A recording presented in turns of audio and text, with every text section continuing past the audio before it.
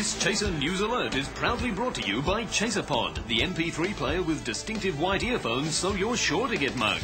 40-Year-Old Virgin, the John Howard story, in cinemas now. And G.I. Joe, the perfect toy for Indonesian extremists. Welcome to another Chaser News Alert. I'm Julian Morrow, and making news this week. Hope's bird flu will spread to Russell Crowe. President Bush appoints his lawyer to the Supreme Court, his accountant to the Treasury, and his drug dealer to the American Olympic team. And sensitivity about the Bali bombing makes headline jokes difficult. But to our top story. The federal government has upgraded its travel warnings in the wake of the media's ghoulish coverage of the Bali disaster. DFAT warns there's been a sudden influx of Australian journalists into the Bali region. Tourists already there have been advised to remain within their hotels and to consider departing if approached by Channel 7's Chris Reason. I'm joined live from Bali by the Chaser's Chaz Licciardello. Chaz, to what extent have journalists infiltrated the region? Well, Julian, there are now over 100 times as many journalists here as terrorists. It's a truly horrifying experience. I'm sorry, Chaz. We've just been joined by the Chaser's Dominic Knight, also in Bali. Dom, what risks do tourists face? Julian, there is a terrible danger of being attacked by Today Tonight. Australians who weren't even near the blast are being targeted for heart-wrenching interviews. Chaz, have all Australians been accounted for?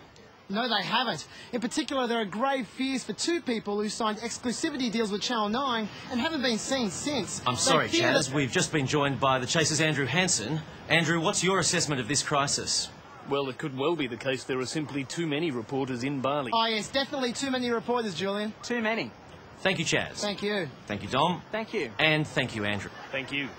To sport then, and West Tigers scored a stunning victory over the North Queensland Cowboys in Sunday's Rugby League Grand Final. Chaser Sports correspondent Andrew Hansen. It was bandwagon madness. Telstra Stadium was flocked by middle-class people who found themselves suddenly interested in rugby league. The state's transport system offered a special service of luxury bandwagons to take supporters to the venue. At first, over 10,000 bandwagons were supplied for fair weather fans to jump on, but such was demand, State Transit had to use extra bandwagons left over from the Swans' win the previous week. Andrew Hansen for Chaser News Alert. Federal Cabinet met this week to consider the dangers posed to national security by D-list celebrities. The government has promised to issue wannabes such as Mark Holden and Sammy Lucas with national non-entity cards. The cards are compulsory and should help officials identify half-baked mediocrities. This report from Big Brother Series 5 runner-up, Tim. Reality show contestants, lifestyle hosts and Kate Fisher.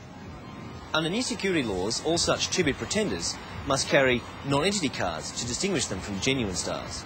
The Prime Minister hopes the cards will be fully in place by next year's Logie Awards, traditionally a bumper period for celebrity fraud.